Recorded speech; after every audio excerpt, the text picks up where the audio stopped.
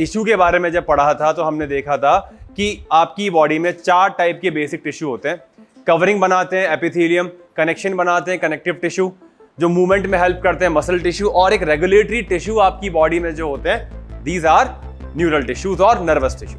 अब यहाँ पे 2 वर्ड आते हैं, एक वर्ड हमने बोला न्यूरल टिश्यू, एक वर्ड हम यूज करते हैं नर्वस टिश्यू। सुने 2 अलग अलग वर्ड्स हमने, कई बार हमने लिखा है न्यूरल तो न्यूरल यहाँ लिखा हुआ है, कई बार हमने सुना है नर्वस सिस्टम, नर्वस टिश्यू।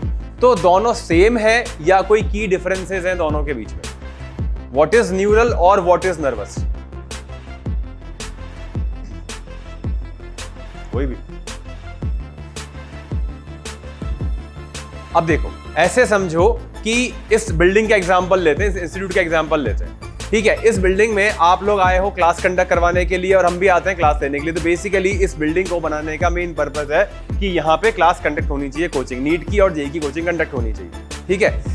अब इस पूरे प्रेमाइसेस को अगर हम देखते हैं या यहाँ के पूरे स्टाफ को हम देखते हैं तो ओवरऑल आप सबको ये बोलोगे कि यहाँ पे क्या होता है, यहाँ पे कोचिंग होती है, ठीक है। पर अब आप थोड़ा माइक्रो लेवल पे जाके देखो तो क्या इस बिल्डिंग में इन्वॉल्व हर पर्सन एकेडमिक्स का या टीचिंग का पार्ट है क्या?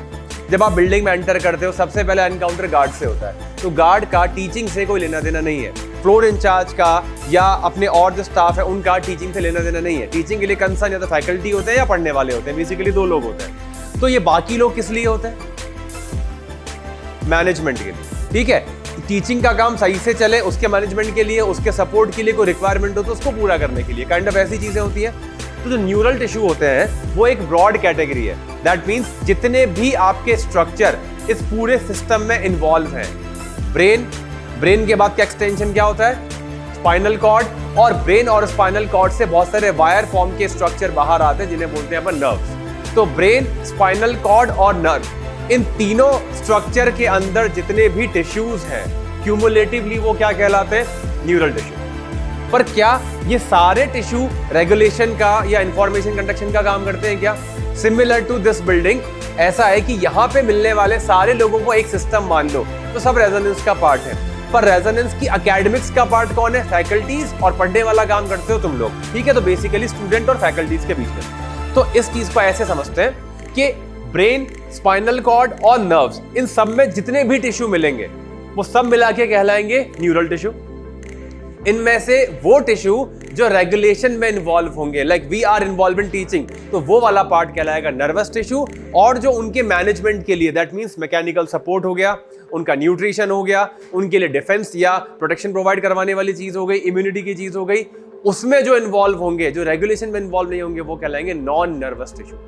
तो न्यूरल टिश्यू को हम 2 कैटेगरी में डिवाइड कर देंगे, एक नर्वस टिश्यू जो रेगुलेटरी स्ट्रक्चर है, एक हो जाएंगे नॉन नर्वस टिश्यू जो रेगुलेटरी स्ट्रक्चर्स का मैनेजमेंट, मतलब उनका न्यूट्रिशन, मैकेनिकल सपोर्ट, डिफेंस, ये सब रेगुलेट करते हैं। क्लियर हो गई बात? तो ये डिफरेंस है न्यूरल और नर्वस। पर हम दोनों को साथ में क्यों बोलते थे? वही सेम बात है। अगर आप सिस्टम की बात करोगे एज अ सिस्टम रेजोनेंस है और रेजोनेंस एक इंस्टीट्यूट है, तो सब इन्वॉल्व हो गए ना उसमें, तो डायरेक्टली ऐसा बोला जा सकता है। तो कॉमनली हम ये बोल देते हैं कि nervous tissue and neural tissue एक ही बात है, पर प्रिसाइजली देखेंगे तो न्यूरल टिश्यू के 2 कंपोनेंट हैं।